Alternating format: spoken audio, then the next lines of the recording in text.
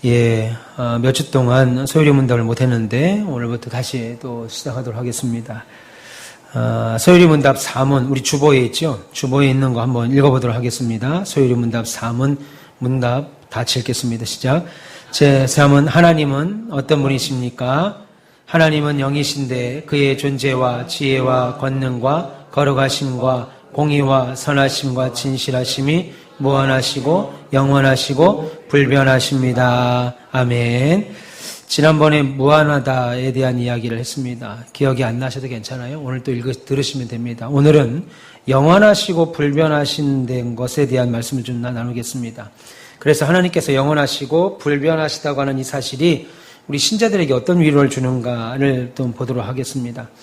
오늘 우리가 읽으신 시편 90편 1절부터 17절의 말씀 속에서 하나님의 영원성과 불변성이 어떤 것인지 확인해보고 또 그것이 우리에게 주는 교훈은 무엇인가 생각해 보겠습니다.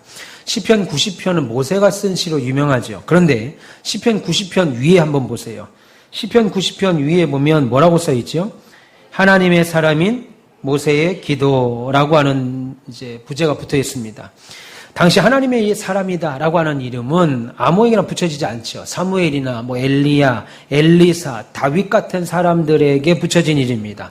다시 말해서 하나님께서 하나님의 일을 하나님이 행하실 어떤 사역을 위해서 특별히 불러내신 하나님께서 하나님의 사역을 위해서 특별히 불러내신 그 소명과 맞물려서 그 일을 수종든 사람들을 다 하나님의 사람이라고 불렀습니다.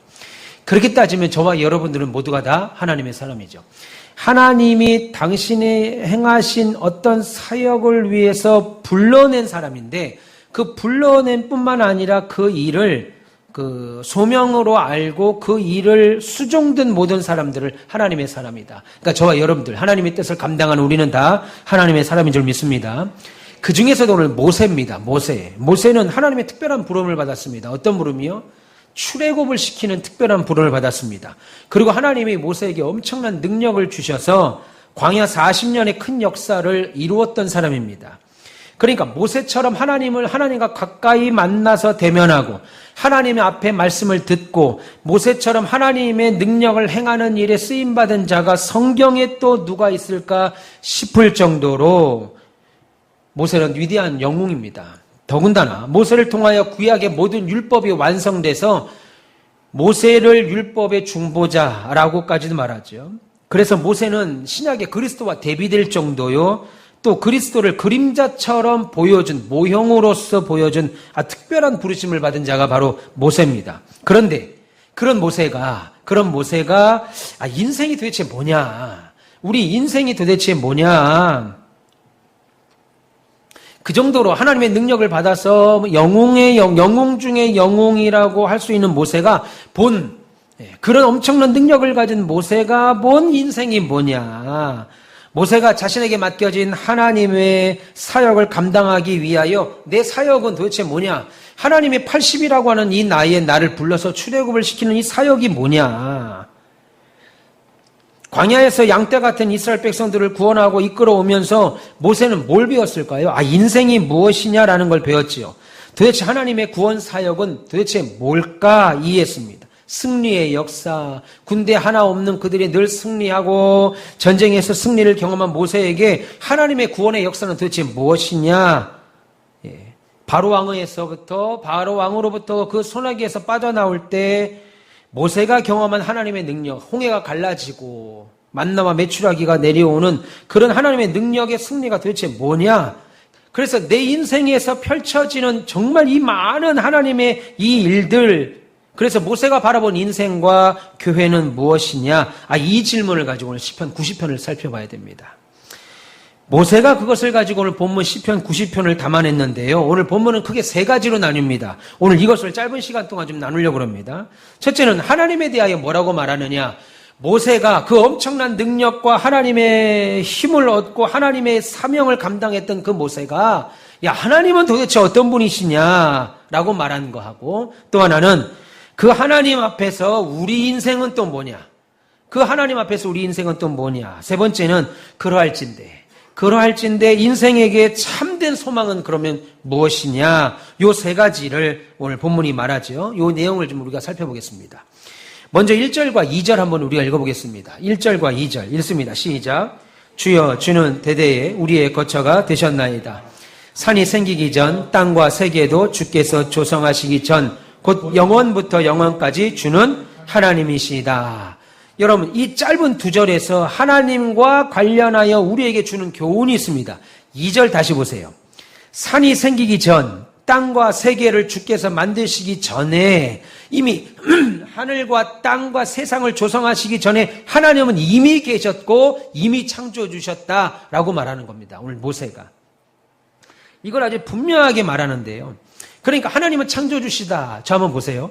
하나님은 창조주시니 그러면 어떠냐는 거예요. 그러면 그게 무슨 말이냐는 거예요. 그러니 어떻다는 거예요. 하나님이 창조주란 말이 어떻다는 거예요. 하나님은 모든 시작과 끝을 품고 계십니다. 잘 들어보세요. 하나님은 모든 시작과 끝을 품고 계신다는 거예요. 이 말은 하나님은 시작이 있고 끝이 있다는 말이 아닙니다. 하나님은 시작과 있고 끝이 있다는 말이 아니고 그런데 모든 이 땅의 피조물, 하나님 외의 모든 피조물은 없다가 존재하기도 하죠. 어제까지만 해도 화분에 그 풀이 안 났는데 오늘 났습니다. 없다가 있기도 하고 존재하다가 없어질 것이니 그것들은 다 뭐예요? 시작과 끝이 있죠. 이 세상의 모든 피조물은 시작과 끝이 있습니다. 그런데 하나님은 이 모든 것을 만드신 분으로 시작과 끝을 품고 계시는 분이에요. 이게 우리나라 말로 인간의 언어로 가장 정확하게 말할 수밖에 없어요. 이 말로밖에 표현이 안 됩니다. 하나님은 시작과 끝은 없는 분인데 시작과 끝을 품고 계신 분, 그것을 가리켜서 따라해봅시다. 영원하다. 예, 영원하다. 하나님은 영원부터 스스로 계신 분이세요. 그래서 이 세상 만물이 있다가 없어진다는 뜻. 잘 들어보세요. 세상 만물이 있다가 다 없어지죠. 있다가 없어집니다. 그죠? 있다가 없어진다는 뜻은 뭐냐면 그 자체가 필연적이지 않다라는 겁니다. 이 내용이 조금 어려운 말인데 그 자체가 없으면 안 되는 것이 아니라는 거예요. 있다가 없어지는 것들은요, 이건 반드시 있어야 돼, 필연적으로 있어야 돼, 이 말이 아니고 없어도 된다는 거예요.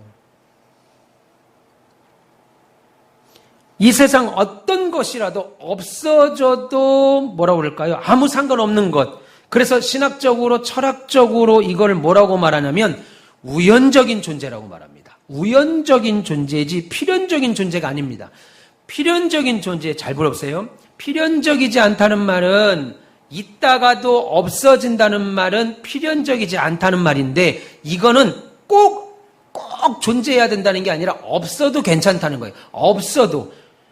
이 세상에 수많은 동식물 중에 한 가지라도 멸종이 되면 세상 망합니까? 아니죠. 전재 권사님, 안 망합니다. 없어지기도 하고 사라진다는 것은 꼭 필요한 것은 아니라는 거예요. 이것을 신학적으로 철학적으로 우연적인 존재라고 말합니다. 그냥 그렇게 이해하시면 돼요. 필연적인 존재가 아니라는 거예요.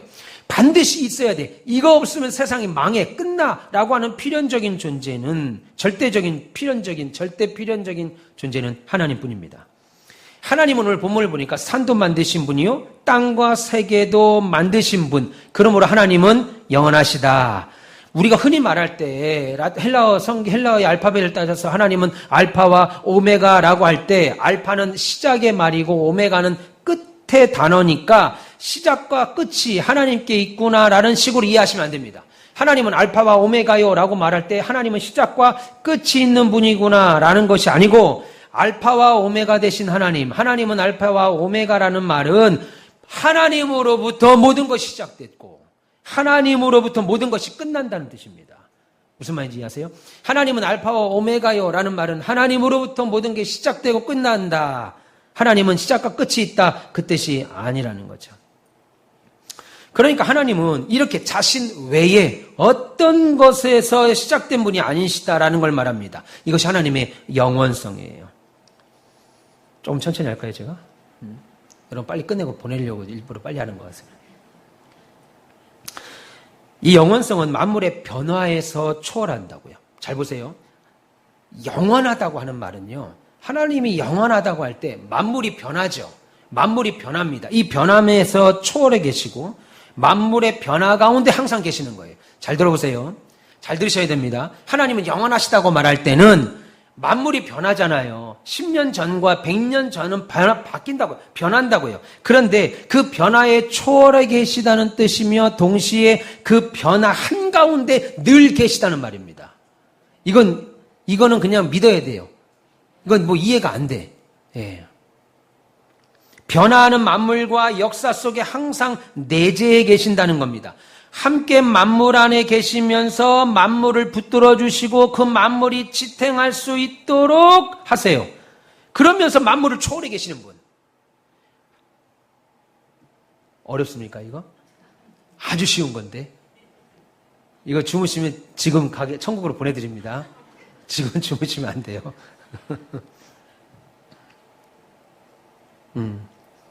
하나님이 내재하신다. 하나님이 우리와 내재하신다. 만물과 내재하신다. 란 말. 만물의 변화에 초월하시지만 만물 가운데 계시면서 만물을 붙들어 주시고 그 만물이 오늘도 이 세상이 지탱할 수 있도록 하나님이 하신다는 거예요. 그러면서 만물을 초월해 계시죠. 시작도 그 안에 있고 끝도 그 안에 있으니까 시간축에 펼쳐진 시작과 끝은 만날 수가 없죠. 보세요. 시간의 축이 있는데 시작과 끝은 만날 수가 없죠. 끝과 끝이니까 만날 수가 없어요. 근데 하나님 안에서는 하나로 만나집니다. 하나님 안에서는 하나로 만나져요. 왜냐하면 하나님의 초월성 때문에 그래요. 우리는 초월하지 못하죠. 근데 하나님은 초월성 때문에 가능해요. 하나님의 모든 지식과 그의 지혜 안에는 시간에 펼쳐진 영원한 세계가 다 모아져 있다고요. 우리는 시간에 따라서 흐르죠, 시간이. 그 영원한 세계 안에 있는 하나님의 초월성의 영원성은 그 모든 세계가 하나님 안에 다 모아져 있습니다. 그래서 하나님의 영원성이라는 것 아주 그냥 간단하게 우리의 이해하기 쉽게 설명하면 원을 그립니다. 원을 그리면 원심이라고 그러죠. 원 가운데. 원심을 따라서 이 원 끝에 원주라고 그러잖아요. 원심에 따라서 원주는 동그란 원을 봤을 때 원심의 끝 원주인데 이 원주는 원심에서 늘 반지 이름은 동일하죠. 여기나 저기나 동일하다 이겁니다. 하나님이 원심에 계시고 우리의 인생을 모든 만물을 원주로 볼 때 동일하다. 항상 반지 이름으로 다 묶고 계신 것과 같다고 할 수 있습니다. 그래서 원심 안에서는 어느 지역이든 여기를 보든 동일한 반지 이름을 갖고 있어요. 모든 게 다 하나님 안에 수렴되어 있다. 하나님 안에 하나님의 역사를 펼치시고 역사를 품습니다. 그게 영원성이에요. 하나님이 역사를 펼치시기도 하고 역사를 품기도 하고 시간 안에 계시기도 하고 그 시간을 초월해 계시기도 하고 따라서 하나님이 신비로운 창조주로서 존재의 성질은 산도 있기 전에 바다도 있기 전에 이 세계도 만들기 전에 하나님은 본래부터 계신 분. 그게 영원성이에요. 영원성. 우리는 그 안에 매여 있는 사람들이. 우리는 시간과 공간 안에 있지만 하나님은 시간과 공간 안에도 있지만 초월해 계시기도 하고 그 시간과 공간을 만물을 존재케 하시기도 하고 지탱하시기도 하고 거기에 매여 있지 아니하신 분. 이게 영원성입니다. 근데요. 목사님 무슨 말이야? 나 뭘 말인지 모르겠는 지금. 그게 정상입니다. 그게 그런 반응이 나야 돼요. 여러분처럼 지금 이해한다고 그게 껐떡거리면 이해 못하고 계시는 거예요. 지금 뭔 소리야 시방 지금. 이렇게 나와야 지금 여러분들이 이 말을 잘 듣고 있는 거예요. 맞아. 고개 끄덕거리면 하나님과 같은 능력을 갖거나 지금 못 알아듣고 있는 거예요.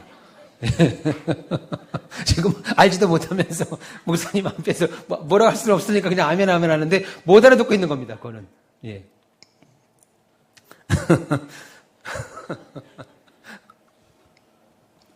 근데 지금 3분의 2 이상 이 얘기를 알아듣고 받아들이고 맞아 마치 거기 있는 것처럼 얘기하시니까 제가 좀 당황스럽네요. 여러분 이와 같은 하나님의 영원성은 지금 제가 말씀드린 게 뭘 말하고 싶은 거냐면 우리의 생각엔 추상적으로 보이죠. 그게 정상이에요. 여러분 생각에는 이 말이 굉장히 추상적으로 들려야 돼요. 추상적인 것 같지만 그래서 우리의 관념으로는 야 이게 뭔 소리야. 그 안에 내재하지만 내재하지는 않고 초월하지만 그 안에 있고 이게 뭔 소리지? 라고 해서 마치 이 말이 하나님의 영원성이라는 말이 추상적인 것 같죠. 우리가 영원하지 않으니까. 그런데 우리와의 관계 속에서는 매우 실제적인 말입니다. 이게 무슨 말이냐면 하나님의 영원성, 하나님은 영원하시다라고 하는 이 말이 우리에게 하나님을 믿을만 하다라는 것을 보여주는 겁니다. 만약에 하나님이 우리들처럼 늘 변해요. 조석으로 변해.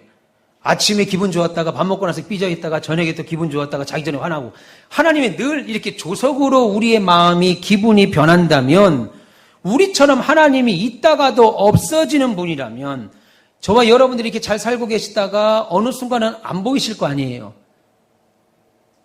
아니 무슨 아멘을 하시든지 고개를 끄덕거리든지 언젠가는 안 보이시잖아요. 죽음으로써 없잖아요. 다 없어지잖아요. 근데 하나님도 우리처럼 언젠가는 지금은 있는데 언젠가는 없어지는 분이라면 우리가 어떻게 하나님을 신뢰하고 믿을 수가 있죠? 이게 관념으로 보면 굉장히 추상적인 말인데, 하나님이 영원하다는 말이 추상적인 말인데 우리와 관련돼서는 아주 실제적인 거예요. 우리가 어떻게 하나님을 신뢰하고 믿을 수가 있어요? 하나님이 지금은 계시다가 없어질 분이신지, 아니면 여전히 계신 분이신지, 아니면 이전에는 없었는데 지금 계신 분인지, 원래부터 계셨던 분인지, 아니면 지금은 없는 분인지, 앞으로는 계속 계실 것인지, 앞으로 어느 순간 없어질 것인지 우리가 어떻게 믿고 사냐고요. 그러니 하나님은 시작과 끝이 없고 그것을 품고 계시고 영원하신 분이니까 우리에게 하나님은 항상 의지하고 믿을 수 있는 분이라는 거예요. 무슨 말인지 아세요? 이 말이 개념으로 보면 굉장히 추상적인데 이것이 우리에게 접목될 순간에는 상당히 확신에 차는 말입니다. 하나님도 우리처럼 늘 가변적이고 있다가 없고 없다가 있고 막 아침 저녁으로 조석으로 막 기분이 바뀌고 막 이러면 우리가 하나님을 어떻게 믿고 신뢰할 수 있어요? 불가능하죠. 하나님은 시작과 끝이 없고 그것을 품고 계시기에 우리는 하나님을 항상 믿고 의지할 수 있습니다. 그래서 이 영원성이라는 말은 오늘 소요리 문답 4문에서 나오는 것처럼 하나님의 영원은 동시에 뭐하고 맞물리냐면 하나님은 불변하시다는 것과 딱 맞물립니다. 영원하다는 건 단독적으로 영원한 것과 불변이 따로 있는 게 아니라 그 영원하심은 하나님은 변하지 않다, 불변하시다라는 것과 맞물리는 겁니다. 시편 102편 25절부터 27절 한번 읽어볼까요? 지금 90편은 손가락이나 끈으로 띄워놓으시고 시편 102편 펴보세요. 예, 다 같이 한번 읽어보겠습니다. 조금 빨리 펴보겠습니다. 시편 102편 25절부터 27절 같이 읽습니다. 시작. 주께서 옛적에 땅에 기초를 놓으셨사오며 하늘도 주의 손으로 지으신 바니이다. 천지는 없어지려니와 주는 영존하시겠고 그것들은 다 옷같이 의복같이 바꾸시며 바꾸려니와 주는 한결같으시고 주의 연대는 무궁하리이다. 아주 중요한 이야기를 하고 있습니다. 지금 시편 102편 25절 27절 덮지 마시고 잘 보세요. 뭐라고 말해요? 뭐라고 노래해요? 주께서 땅에 기초를 놨고 하늘도 하나님의 손으로 지었는데, 그래서 언젠가는 이 세상도 다 낡은 옷처럼 없어지고 낡아져도 하나님은 하나님의 한결같은 연대는 무궁하다고 말하는 거예요. 하나님이 세상을 보세요. 바다를 보세요. 저거 다 언제 마를까 생각하죠. 세상이 언제 없어질까 하죠. 그런데 하나님이 만드셨어요. 땅에 기초도 놓으셨고 하늘도 하나님이 만드셨는데 결국 이 세상도 옷이 낡아지는 것처럼 낡아지고 없어지더라도 하나님의 살아계심 영원함은 무궁하다는 거. 하나님의 연대는 무궁하다. 하나님의 존재는 무궁하도록 변하지 않는다 이 뜻입니다. 하늘도 변하고 물도 변하고 세상의 모든 것이 낡은 옷처럼 언젠간 다 없어지고 변하지만 하나님만은 변하지 않는다. 지금 이야기를 하죠. 그래서 하나님이 변하지 않는다라는 것은 뭐하고 맞물리냐면요. 보세요. 하나님은 변하지 않는 분이야 라고 말할 때 뭘 얘기하냐면 반드시 따라오는 게 뭐냐면 하나님이 변하지 않아? 그걸로 끝나? 그럼 뭐야? 하나님은 안 변하시는데 뭐 어떻게 하라고? 이게 아니고 하나님이 변하지 않는다는 말은 무슨 말이에요? 하나님이 하고자 행하고자 하는 뜻과 세우신 목적도 뭐 한다는 거예요? 변하지 않는다는 거죠. 하나님이 불변하신, 하나님은 영원하시고 그 영원하신 건 변하지 않는 걸 따라오는데, 그러면 하나님이 불변하다는 건 하나님이 행하려고 하신 계획과 그 뜻의 이루심도 변하지 않는다는 겁니다. 할렐루야. 이사야 46장 10절. 요거 시편 91편은 90편은 손가락 해놨죠. 이사야 46장 10절. 이사야 46장 10절. 제가 다음부터는 요 PPT를 쏘겠습니다. 성경 구절을 일일이 찾지 않고. 이사야 46장 10절. 마태복음 쪽으로 가 계시는 것 같아요. 저 앞쪽으로 가야 됩니다. 구약입니다. 뒤쪽으로 가서 찾으시면 안 돼요. 예. 이사야 46장 10절 시작. 내가 시초부터 종말을 알리며 아직 이루지 아니한 일을 옛적부터 보이고 이르기를 나의 뜻이 설 것이니 내가 나의 모든 기뻐하는 것을 이루리라 하였노라. 이사야 46장 10절이 뭐라고 그래요? 내가 처음부터 이 세상의 시작부터 끝이 있다고 알렸다 이겁니다. 그죠? 이제 이 세상의 시작부터 종말을 이미 말했는데, 그죠? 영원하신 하나님은 그 영원성으로 인해서 그가 세우신 뜻은 변함없이 반드시 이루어진다는 말이에요. 그러므로 하나님이, 잘 들어보세요. 하나님이 세상은 날마다 변하죠. 우리 삶이 변하죠. 제 어릴 때의 삶과 지금의 삶이 변하죠. 세상이 변하죠. 그러므로 하나님이 변하는 이 세상 속에 내재하신다. 우리와 함께 하신다. 우리의 삶과 함께 하신다는 말이 뭐냐면 변하고 있는 이 세상 속에서 영원하신 하나님의 뜻이 동시에 이루어져 가고 있다는 겁니다. 세상은 변해요. 근데 그 세상 변하는 세상에 하나님 내재하신다는 뜻은 세상은 변하지만 변하지 않는 하나님의 뜻이 그 안에서 이루어져 가고 있다는 거예요. 이해되십니까? 이해 안 되시면 그냥 일어나시면 돼요. 그럼 제가 다시 설명해 드릴게요. 손 들려면 좀 민망하니까 일어나시면 돼요. 몸을 흔들면서 일어나시면 이해 안 된다고 믿겠습니다. 예. 추우면 에어컨 꺼도 돼요. 예. 2번만 그렇죠. 2번 전삼이 2번. 3번은 저니까 예. 감사해요.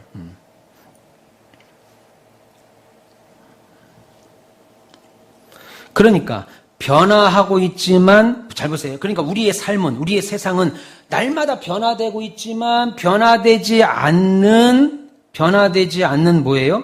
하나님의 뜻이 실현되고 있는 세상에 살고 있는 거예요. 겉으로는 날마다 변화되지만 변하지 않는 하나님의 뜻이 실현되는 세상에 살고 있지요. 그것이 놀라운 겁니다. 하나님께서 나를 사랑하셔서 여러분들을 사랑하셔서 주의 자녀로 삼고자 하신 뜻을 세웠는데 이 뜻이 변함이 없으신 거예요. 하나님의 뜻대로 하나님의 자녀 삼는 뜻이 변하지 아니하심으로 잘 들어보세요. 세상은 늘 변해요. 그리고 변하는 세상 안에 하나님의 뜻이 뭐냐면 하나님을 믿고 입으로 영접하는 자를 하나님의 사랑하셔서 그에게 하나님의 자녀를 삼으시는데 여러분들을 사랑하셔서 하나님의 자녀로 삼으시는 뜻을 세웠는데 이 뜻이 변하지 않아요. 변하지 않음으로 인해서 여러분의 인생은 굴곡이 있죠. 우리 인생은 굴곡이 있고 굴절이 있고 하나님 앞에 나갔다가 하나님 앞에 떨어지기도 했다가 하나님을 어느 날은 아는 체가 했다가 또 어느 날은 모른 척하고 지금 제 말 이해되십니까? 예. 어느 날은 모른 척하고 왔다 갔다 하는 행보가 혹 우리 인생 가운데 있다 할지라도 변하는 우리 인생을 향하신 하나님의 사랑은 그대로 변하지 않고 오늘도 이루어지고 있다 이겁니다. 그 마지막 날에 내가 돌아보면 그래서 내 인생의 마지막이든 주님이 오시는 마지막이든 돌아보면 그렇게 내가 그냥 하루에도 몇 번씩 왔다 갔다 하고 막 그냥 굴절이 있고 내 인생이 여지껏 보니까 롤러코스터 탄 것처럼 위아래로 막 날리고 하나님을 안다 모른다 맨날 간다 안 간다 그랬는데 지금 돌아보니까 마지막 죽음 앞이든 하나님이 종말 앞이든 돌아보니까 신실하게 변하지 않는 하나님의 사랑으로 지금까지 하나님 나를 붙드셨구나 라고 하는 고백을 하게 되죠. 이게 신실한 신자들이 마지막에 하는 고백입니다. 할렐루야. 네. 주님이 다시 오신다. 그리고 새하늘과 새 땅이 이루어진다. 이 모든 하나님의 뜻은 반드시 이루어진다. 시작부터 종말까지 어떤 것인지 미리 알려주셨어요. 종말이 반드시 온다고 알려줬습니다. 심지어 이사야도 성경 계속 이미 세상을 만드시면서부터 종말이 있다라고 알려주셨죠. 세상은 변하지만 그 세상을 관통하는 하나님의 뜻은 변하지 않아서 오늘도 계속 그 뜻을, 그 목적을 이루어 가신다는 거예요. 그러니까 우리에게는 반드시 종말이 옵니다. 할렐루야. 예. 그러므로 히브리서 26장에서 더 훨씬 실제적으로 이것을 설명합니다. 히브리서 6장 다시 펴보세요. 뒤로 갑니다, 이제. 히브리서 6장. 히브리서 6장 17절, 18절. 찾을 줄 알고 읽겠습니다. 시작. 하나님은 약속을 기업으로 받은 자들에게 그 뜻이 변하지 아니함을 충분히 나타내시려고 그 일을 맹세로 보증하셨나니 하나님이 거짓말을 하실 수 없는 이 두 가지 변하지 못할 사실로 말미암아 앞에 있는 소망을 얻으려고 피난처를 찾은 우리에게 큰 안위를 받게 하려 하십니다. 예, 아멘. 이게 무슨 말이냐면 하나님은 존재가 영원하심으로 그의 뜻과 목적이 변하지를 할 수가 없는 거예요. 하나님이 영원히 하시니까 당신의 계획과 뜻이 변할 수가 없는, 결국 신실하게 이루어진다고 하는 이 사실이 우리에게 얼마나 위로를 주는지 들어보세요. 하나님은 영원하시고 그래서 그 하나님은 변함없이 불변하셔서 당신의 뜻을 이루어 가신다는 게 우리에게 얼마나 큰 위로가 되는지 아느냐라고 하는 말입니다. 그런데 하나님이 만일 우리처럼 왔다 갔다 하고 막 그때마다 막 뜻을 바꾸어 버리면 우리가 어떻게 하나님을 큰 피난처로 믿고 하나님께 안위를 얻을 수 있겠어요? 반대로 우리를 향한 하나님의 사랑이 어떠냐에 따라, 우리가 어떠냐에 따라서 하나님이 그때그때 달라져요. 우리를 향하신 하나님의 뜻이 우리가 하나님을 향하여 하는 모습으로 그때그때 바뀐다고 한다면, 그래서 예를 들면 이거죠. 하나님, 저 사랑하시지요? 그러면 하나님이 어제까지는 사랑했는데 오늘은 모르겠는데, 내가 어제까지는 좀 널 사랑했지. 근데 오늘은 아닌 것 같아.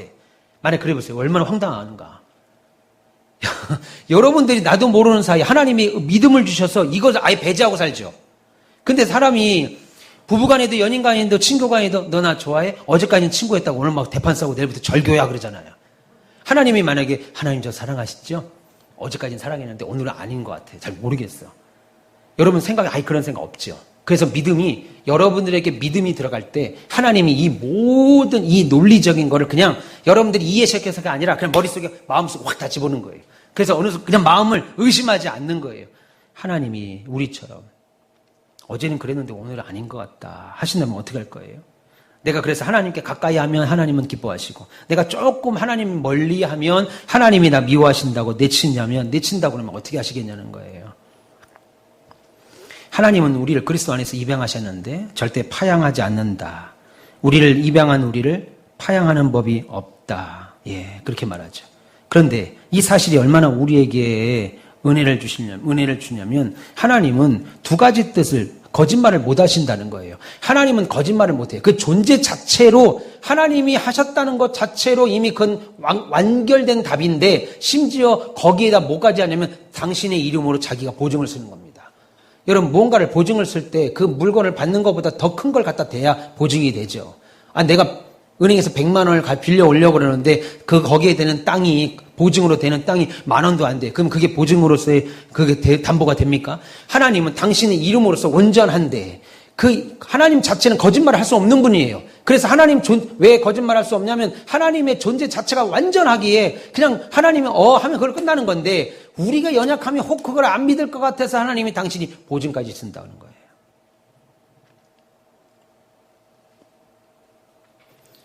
그러면 입양한 우리를 다시 파양하는 법이 없는데 우리는 연약하죠. 부족하죠. 그래서 하나님은 우리를 오히려 어때요? 파양하거나 버리거나, 야 내가 너 처음에는 이쁜 줄 알았는데 아니다. 야 너무 똥을 많이 싼다. 야 너무 밥을 많이 먹는다. 너무 막 짖는다. 그래 너 못 키우겠다 하고 버리기도 하고 파양하잖아요.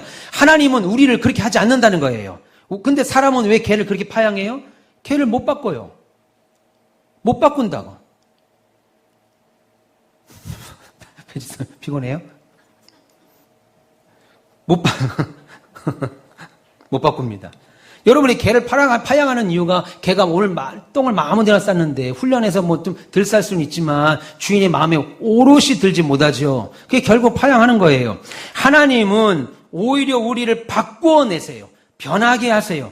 끝까지 바꾸시는데 이 바꾼다는 말을 인간의 언어로 이거밖에 설명이 안 돼요. 이 말을 조심하셔야 돼요. 하나님은 저와 여러분을 바꾸셔서 하나님의 합격점에 이르게 하셔서 우리를 받으신다는 뜻이 아닙니다. 우리를 변화시킨다는 말은 저와 여러분들이 예수 믿고 말씀을 통해서 변화된다는 말은, 우리를 변화시킨다는 말은 하나님의 합격점까지 우리를 끌어올려가지고 너 됐다, 이 정도면 됐다, 합격이야 라고 합격점에 이르게 해서 우리를 받으신다는 게 아니라, 하나님은 우리를 변화시켜 나갑니다. 말씀을 통해 변화시킵니다. 교회 공동체의 교제와 모든 걸 통해 변화시켜 나갑니다. 그런데 우리는 항상 하나님의 거룩한 뜻 앞에 뭐예요? 늘 불합격자. 우리는 늘 하나님의 거룩한 뜻 앞에 항상 부족한 사람, 항상 불합격자고 항상 부족한 사람입니다. 그래서 우리를 보면 하나님 앞에 합격점을 얻을 수 없어요. 우리를 보면 하나님의 자녀됨의 신분을 자랑하면서, 야, 그래도 나 정도는 돼야지, 그래도 하나님의 자녀가 좀 되지 라고 말할 사람이 아무도 없다는 겁니다. 무슨 말인지 이해하세요? 그럼에도 그런 우리들을 여전히 하나님이 붙들고 계셔요. 뭐 때문에요? 하나님의 사랑 때문에, 그리스도의 거룩하심 때문에. 그래서 은혜 안에 우리를 붙드시는 그 사랑은 변하지 않는다 이겁니다. 우리를 하나님의 자녀로 만들겠다고 하는 것은 영원성과 함께 불변하시는 계획, 당신의 계획이 바뀌지 않으므로 우리를 변화시킨다는 말은 하나님이 원하는 그 합격점까지 끌어올리는 게 아니고 거기까지 갈 수도 없어요. 우리는 늘 불완전하고 불합격자입니다. 그럼에도 불구하고 당신이 우리를 사랑하기로 계획한 이상 우리를 계속 사랑하는 거예요. 그래서 히브리서 18절에 지금 막 우리가 읽으신 18절에 하나님은 이 두 가지를 변하지 못한다, 변치 못한다 그렇게 말하는 거예요. 스스로가 묶인 거예요. 하나님은 약속하신 걸 취소할 수가 없습니다. 또 하나는 그 약속을, 하나님은 너희들 사랑한다, 우리 사랑한다, 우리가 아무리 연약해도 하나님은 우리를 구원하신다, 이 말을 못 믿을까 봐 하나님은 거짓말하거나 취소할 수가 없는 분인데도 말씀드린 것처럼 당신을 보증 세워서 그 일이 절대로, 여러분 예수 믿다가 지옥 가지 못합니다. 할렐루야. 예수 믿다 지옥 가지 못해요. 하나님 앞에 중생받은 자는 절대로 지옥 가지 못합니다. 그러나 연약하죠. 부족하죠. 죄 짓지 못한다는 말과 구원받지 못한다는 말을 헷갈려 하시면 안 돼요. 그러니까 우리가 예수 그리스도를 믿음으로 주 앞에 나가면 끝까지 우리를 사랑하셔서 구원에 이르게 하심을 우리가 흔들림 없이 믿을 수 있는데, 이 흔들림 없이 믿을 수 있는 건 나의 근거가 아니고 영원하시고 불변하시는 하나님께 근거가 있는 거예요. 이것이 우리에게 위로다. 히브리서는 그렇게 말하는 거죠. 이게 우리에게 위로다. 하나님의 영원성은 하나님의 뜻과 목적에 대해서 불변하고 그것을 통하여 우리를 향할 말할 수 없는 신실함으로 다가오니까, 여러분, 이 하나님의 영원성은 추상적인 게 아니죠. 하나님의 불변성은 철학적인 게 아니에요. 내가 오늘 하나님께 붙들려 있다는 사실이 근거가 되죠. 하나님이 영원하지 않고 하나님이 불변하다, 하나님의 계획과 목적은 절대 변하지 않는다, 거기에 하나님이 나는 지금 하나님께 붙들려 있구나, 나는 연약한데, 내가 나를 봐도 한참 부족하고 한참 불합격점인데 그 약속이, 그 하나님의 때문에 나는 오늘도 구원받은 자로서 하나님 붙들고 계시구나 라고 하는 근거가 되는 거예요. 그러니 얼마나 감사한지 모르죠. 그래서 로마서 11장 29절에 이렇게 말하죠. 하나님의 부르심과 은사에는 후회하심이 없다. 하나님 후회 안 한다는 겁니다. 하나님이 여러분들을 불러냈습니다. 우리 최종국 집사님을 불러냈습니다. 근데 내가 나를 볼 때는 부족해요. 합격점이 아닌 것 같아요. 근데 하나님이 최종국 집사님을 불러내신 것에는 하나님 후회함이 없다 이겁니다. 당신의 불변성 때문에. 안 변해요. 당신의 불변성 때문에. 믿기를 축원합니다. 그래서 이 교훈 앞에서 우리가 가져야 될 믿음의 태도는 뭐냐면, 하나님만 우리의 피난처구나 라고 하는 사실을 꽉 붙드는 거예요. 따라해 봅시다. 하나님만 우리의 피난처시다. 네, 안소영 집사님 한번 해보세요. 하나님만 우리의 피난처다. 안 들리는 것 같은데, 여기? 더 크게 해야 될 것 같은데. 하나님만 우리의 피난처시다. 할렐루야. 네, 이 사실을 크게 붙드는 거예요. 영원토록 계시는 하나님만이, 불변함으로 계시는 하나님만이 우리의 거처, 피난처, 그 하나님의 약속과 보증으로 맹세하신 그것으로 인해 나의 유일한 세상을 사는 데의 소망, 거기에 있습니다. 모세는 오늘 시편 90편 1절과 2절에서 이 사실을 노래하는 거죠. 그리고 모세는 이렇게 하나님께 대하여 고백했으면 인간에 대해서도 고백합니다. 요게 절반 이상 온 거예요. 이제 하나면 나머지 두세 개는 언제? 그런 표정 질 거 없습니다. 금방 끝나요. 하나님에 대해서 가장 중요한 거였어요. 3절에서 6절 읽어볼까요? 같이 시작. 주께서 시편 90편입니다. 시편 90편 3절에서 6절 시작. 주께서 사람을 티끌로 돌아가게 하시고 말씀하시기를 너희 인생들을 돌아가라 하셨사오니 주의 목전에는 천년이 지나간 어제 같으며 밤의 한순간 같을 뿐임이니이다. 주께서 그들을 홍수처럼 쓸어가시나이다. 그들은 잠깐 자는 것 같으며 아침에 돋는 풀 같으니이다. 풀은 아침에 꽃이 피어 자라다가 저녁에는 시들어 마르나이다. 아멘. 여러분, 지금 3절에서 6절까지 말씀에서 결국 모세가 인생을 어떻게 바라봐요? 인생은 잠깐이야. 잠깐. 1000년? 야, 그것도 하나님 보실 때 어제 같아. 밤의 한순간 같은데 니들이 사는 7, 80년 그거 하나님 앞에서 시간이라도 할 수 있겠냐? 이 말입니다. 간단하게 말하면. 야, 인생 그거 아무것도 아니야. 잠깐이야. 1000년도 하나님 볼 때는 어제 밤의 한순간 같은데 니들 7, 80년 사는 게 뭐 그게 무슨 하나님 앞에서 큰 시간이나 되겠냐? 지금 그 말입니다. 그 7, 80년 사는 인간의 인생이 그 길이가 얼마나 된다고. 하나님께서 그것을 시간이라, 하나님께는 그것이 시간이라고 칠 수도 있겠냐? 이 말이죠.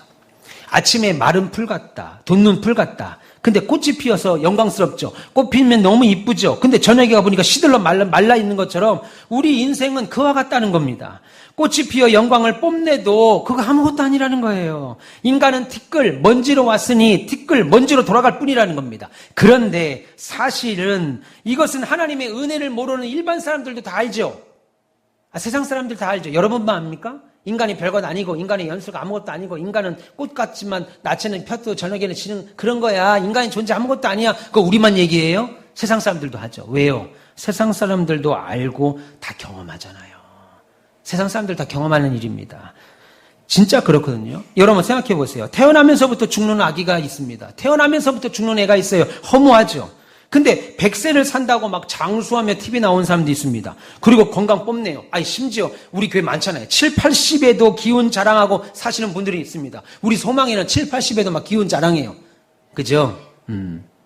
그런데 7, 80에도 여전히 기운 자랑하니까 저분은 한 200살까지 살까? 그렇게 생각이 됩니까? 우리 박 장로님이 75이에요? 74이에요? 이 온절입니다. 아주 건강하세요. 현직에서 지금 일하십니다. 그러면 정말 저렇게 70이 넘어도 기운이 있으시니까 저분 한 200년, 200년, 200살 살까? 그렇게 기대해요? 모르죠. 여러분, 한 해를 몰라요. 그 다음 해를 모르는 거예요. 너희는 하루를 모른다. 어른들이 그러죠. 노인들 하루 모른다.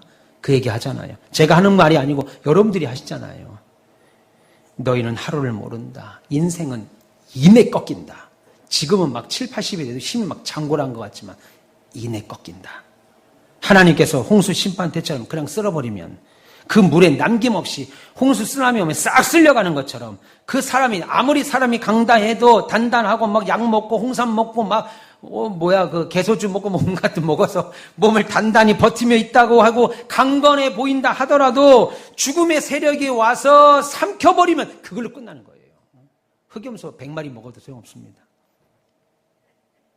방금까지 있었는데 없어지는 거예요. 아니 어제까지 나랑 얘기했는데, 아니 어제까지 나랑 만나서 차 마셨는데, 오늘은 없는 사람 된 거예요. 어제까지 만났는데 오늘은 없는 사람 돼요. 이것이 인생이에요. 아침에 나하고 잠깐 인사했습니다. 여보 잘 다녀오세요. 잘 다녀와 김과장 출장 잘 다녀와. 그랬는데 오후에 없는 사람이 돼요. 우리 존재는 그래서 시간 안에서 인간이 반딧불처럼 반짝하다 사라집니다. 얼마나 기막힌지 몰라요. 늙어 병이 들어 일정 기간 동안 지친 인생으로 노년 살 때는 사람이 저렇게 죽어가는구나 싶잖아요. 나이 드신 분들 80 넘고 90대 돼서 병원에 계신 분들, 요양원에 계신 분들 보면 인생은 저렇게 살다 늙어 죽어가는구나. 기력도 약해지고 몸의 장기가 다 망가져서 상하다. 저렇게 인생이 끝나는 거구나 싶잖아요.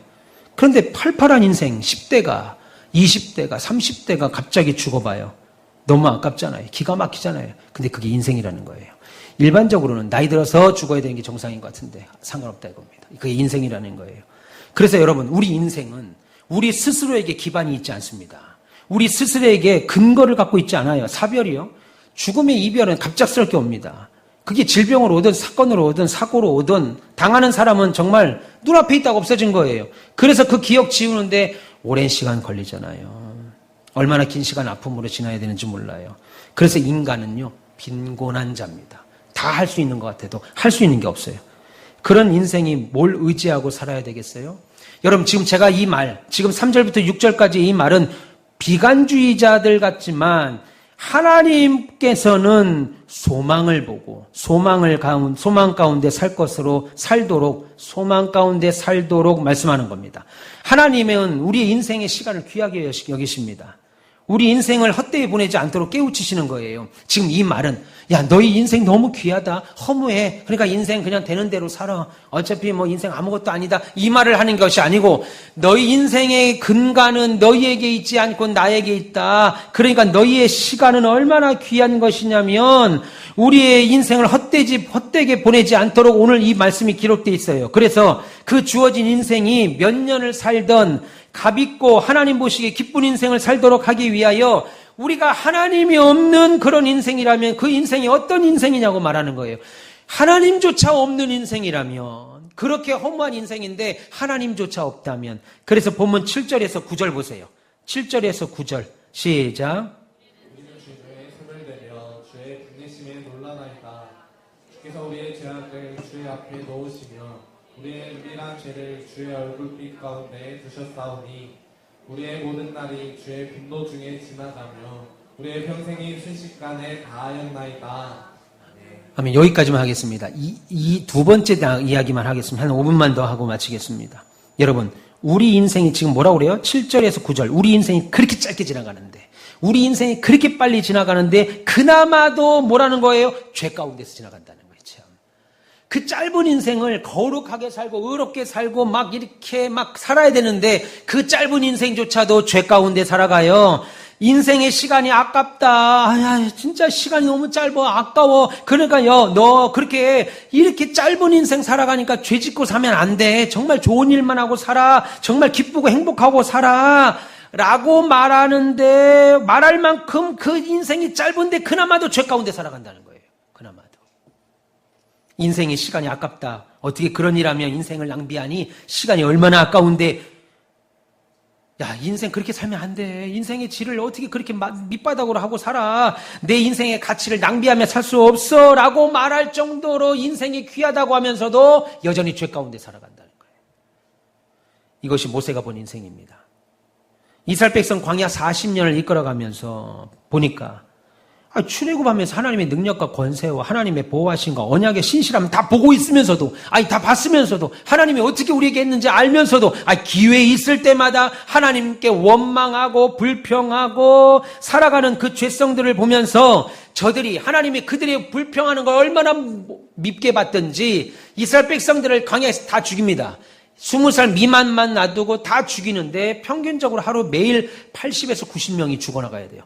매일 장례를 치릅니다. 매일 고골합니다. 그러니까 저희 광야에서 톡톡톡톡톡 죽어가는 인생들 광야 땅에 묻어가면서 계속 전진은 해야 되죠. 우리 아버지를 여기다 묻고 가는 겁니다. 광야에다. 원래 우리는 광야에 있을 사람이 아닌데 하나님이 너희가 원망하고 불평하는 게 얼마나 싫으신지 너희들을 그 죄가 얼마나 싫다는 걸 보여주려고 하나님이 250만을 다 죽여버리는데 평균 하루에 80명을 죽여야 돼요.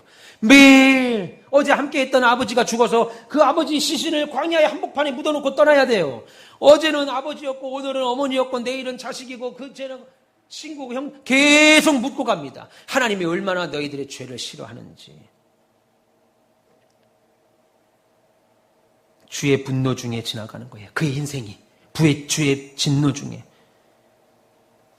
모세가 볼 때 하나님이 그 죄가 보이는데 하나님 보실 때 얼마나 쉽게 가겠어요? 보이겠어요? 그래서 인생이 용서함이 없으면요.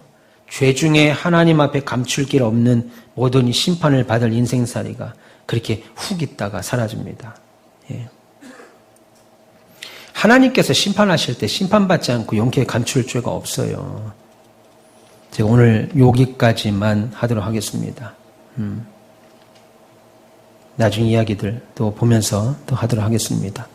그러니까 보세요. 요 두 번째는 마무리하고 가야 되겠다. 한 5분만 더 해도 되겠죠. 싫으신 분은 몸 흔들면서 일어나세요. 그러면 보내드리겠습니다. 나 정말 듣기 싫다. 더 움찔움찔 하시는데. 5분만 더. 두 번째는 끝내고 갑시다. 그러니까 하나님이 심판하실 때 심판받지 않고 용케 감출 죄는 없습니다. 하나님 마지막 날 모든 만민들을 심판하실 때 큰 죄들, 어떤 죄들은 딱 감춰놨다가 요거는 그냥 잘 넘어간 죄가 있어요? 없지요. 낱낱이 드러내는 하나님의 불꽃 같은 눈앞에 펼쳐지는 죄악상 전부 다 하나님이 갚아줍니다. 그러면 누가 덮어주는 거예요? 우리의 죄 용서받을 길이 없어요. 낱낱이 드러납니다. 그러면 누가 덮어줘요? 그 죄를 누가 가려줘요? 예수 그리스도의 보혈의 피밖에 없습니다. 여러분, 보혈의 피로 우리의 죄를 다 덮으니까 하나님이 그냥 하나도 안 보시는 거예요. 우리의 죄를. 그거 외에는 살 길이 없지요. 만물의 심판의 날에 궁율과 자비로 덮어주신 주의 궁율과 자비로 덮어버린 하나님의 자녀들, 저와 여러분들, 원래는 싹 다 지옥 가야 될 우리 죄성인데 하나님이 그리스도의 보혈로 다 덮어버려서 우리의 죄를 안 보신다고요. 오히려 하나님의 은혜 가운데 하나님을 사랑하며 주 앞에 내어드린 아주 작은 거, 여러분들이 하나님 앞에 헌신했던 거, 얼마간에 헌금한 거, 기도한 거, 봉사한 거, 주의 나라를 위하여 애쓴 거, 교회가 뭐 한다 그러면 함께 동참한 거, 그거 하나님 오실 때는 그냥 보잘것없는 건데, 아무것도 아닌 건데, 그거 받고 하나님이 좋아가지고 막 들떠가 좋아서 기뻐하신다고요. 우리의 엄청난 죄는 그리스도의 보혈로 다 덮어서 안 보시고. 그러면 누가 난리치겠어요? 그런 용서하시는 모습에 마귀들이 막 미쳐 날뛰겠죠. 막 정죄하죠. 하나님이 그 죄마저도 나 안 볼 거야, 나 없다 할 거야 하면은 뭐, 나는 아는데요? 나는 아는데? 나는 저기 박 집사가 어떻게 사는지 나는 아는데요? 마귀가 와서. 어떻게 그럴 수가 있어요, 하나님? 나는 아는데? 나는 몰라. 나는 안 보여. 나는 몰라. 이렇게 한다고요. 우리 최지현 집사를 마귀가 송사한다고요. 하나님 내가 아는데요. 그가 어떻게 사는지. 내가 아는데 어떻게 이래요. 나는 안 보이는데. 나는 모르는데. 그런 마귀가 미친 듯 날뛰겠죠. 예수님의 피의 덮임과 가림이 그겁니다. 중요한 말이에요. 예수님의 피의 덮임과 가림이라는 말. 그러니 이 세상 욕망에 매여 살지 말라는 거예요. 성경은 죄 짓고 살지 말라는 거예요. 그 아무것도 아니라는 거예요. 그리스도의 피로 덮임과 가림이 얼마나 큰 축복인데 그거 모르고 왜 좌절하며 살아요? 세상 살면서 죽고 싶다 진짜. 지겨워 지긋지긋해 아주 그냥 죽고 싶다. 그렇게 좌절하며 살지 말라는 거예요. 목말라 하며 왜 살아요? 여러분이 세상에서 바라는 인생이 어떤 건데요? 우리는 죄 중에 사는 인생이니까 내 삶의 의미를 하나님의 긍휼과 자비와 하나님의 은혜 안에 살면서 새로운 힘을 얻고 가는 것이 궁극적인 우리의 목적인데, 인생의 목적인데, 죽을 것 같은 인생 좀 살지 말고 하나님께 감사하고 믿음으로 살아라. 모세가 지금 그 얘기하는 겁니다. 시편 90편에. 인생 바라보니까 그런 하나님의 사랑을 모세가 본 거지요. 그래서 10절에서 12절에 뭐라고 그래요? 여기까지 하겠습니다. 같이 읽습니다. 시작. 그 연수의 자랑은 수고와 슬픔뿐이요 신속히 가니 우리가 날아가나이다. 누가 주의 노여움의 능력을 알며 누가 주의 진노의 두려움을 알릴까? 우리가 우리 날 계수함을 가르치사 지혜로운 마음을 얻게 하소서. 보세요. 우리가 구할 것이 뭐예요? 종말론적 신앙관을 갖는 거죠. 인생을 지혜롭게 살아가야 돼요. 오늘 모세가 경험한 인생의 세 가지 구분입니다. 짧은 인생입니다. 짧은 인생. 내가 남은 인생이 얼마 남았지 생각하는 거예요. 내 남은 인생이 얼마 남았지? 인생이 70이요 80이니까 내 남은 인생. 하나님이 앞에 주신 이 지혜 가지고 살라는 거죠. 그러면 수고와 슬픔을 이겨낼 힘이 생기는 거예요. 내 나이가 60이면 20년만 더 고생하면 되겠구나. 소망이 생겨. 김양민 권사님, 소망이 생긴다고요. 지긋지긋해. 이거 언제까지면 20년만 더 하면 돼요. 한 집사님, 10년만 더. 예. 근데 우리 그거 잊어버리고 1000년만전 살 것처럼 하니까 계속 원망이 끊이지 않죠. 80이 넘었으면, 끝났다. 나 이거 다 끝났다. 너무 좋다. 끝났다. 나 졸업이다. 그럼 웃고 사면 돼요. 할렐루야? 근데 여러분들 100년, 200년, 300년씩 살 것처럼 생각을 하니까, 지겨워. 예. 그렇게 생각한다고. 강 집사님, 40년 남았어. 얼마 안 남았어. 성탄절 40번만 지나면 돼. 예. 그렇게 생각하면 별거 아니에요. 10번만 남으면 돼요. 그러니, 주께서 주신 지혜의 마음, 그렇게 생각하면 수고와 슬픔을 이길 힘이 되죠. 여러분, 내 인생 내 마음대로 사는 것 같잖아요. 아니잖아요. 어떤 것들을 우리의 뜻대로 하는 것 같죠. 노력한 결과를 얻으니까 내 뜻대로 되는 것 같아요. 여러분, 노력한 사람은 다 노력한 모든 사람이 그 목적한 결과를 이룹니까? 아니잖아요. 시험 보면 다 붙어요. 떨어진 인생들은 다 게을러서 떨어지고 붙은 사람은 다 노력한 거예요. 노력한 사람에게만 주는 것 아니죠. 경쟁이라는 게 있잖아요. 경쟁률. 노력해도 떨어져요. 여러분, 노력만 하면 다 돈 벌어요? 우리 직업군에 기회라는 것은 한정되어 있습니다. 여러분이 사업하면 다 돈 버냐고요? 직장생활하면 다 승진합니까? 기회라는 게 한정되어 있어요. 내가 할 수 있는 일 몇 가지 안 돼요. 그거라도 가지려고 애쓰는 거 아니겠어요? 인간은 내 자신의 인생을 백지에서 만들어낸 인생은 아무도 없습니다. 백지에서 출발하지 않아요. 인간은요. 오히려 제한이 있어요. 한계가 있어요. 조건 안에 있어요. 거기에 내가 가진 기질도 있어요. 내가 받은 은사를 있어요. 이런 것들로 가지고 출발한다고요. 그러니까 각자 사는 방법이 다 다를 수밖에 없죠. 우리는 백지에서 출발하지 않습니다. 우리가 백지에서 출발해서 뭔가를 이뤄내는 사람들이 아니에요. 그건 하나님만 하시는 거예요. 이해되세요? 여러분들은 이미 한계를 갖고 있고 인간의 한계, 은사의 다름, 기질의 다름 다 다르다는 거예요. 그러니까 차이가 있어요. 어쩔 수 없는 겁니다. 그걸 세상 사람들이 불공평하다고 말할 수 있어요. 은사도 차이가 있는 거예요. 뭘 의미해요? 하나님이 주시는 지혜를 갖지 않으면 세상 삶에서 늘 원망하고 속상하고 괴로웠다는 거예요. 그렇지 않으면 아무리 세상에 잘난 거 가지고 살아도 마지막 순간에는 불쌍한 인생 삽니다. 하나님의 노여움과 진노 모르고 살죠. 여러분, 모세가 120세를 살았습니다. 그리고 그의 형은 아론은 그보다 3살 많은 123세.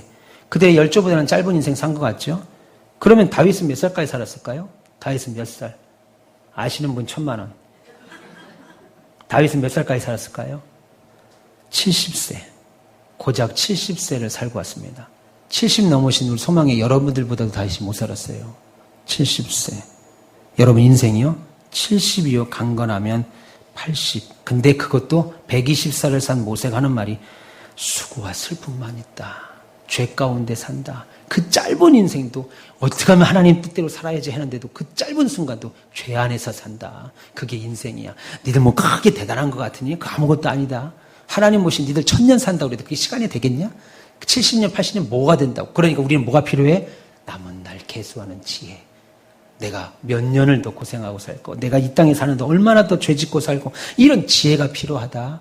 지금 오늘 모세는 우리에게 가르쳐주는 겁니다. 여기까지. 원래 저 설교 짧게 하는데 이번까지는 맞춰야 될 것 같아서 여기까지 했습니다. 옆에 계신 분 인사합시다. 할렐루야.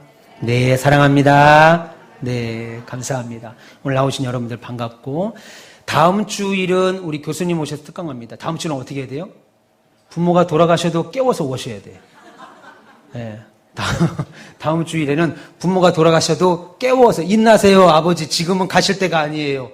내일 가셔야 하고 깨워서 오셔야 됩니다. 뭐 일이 있어요.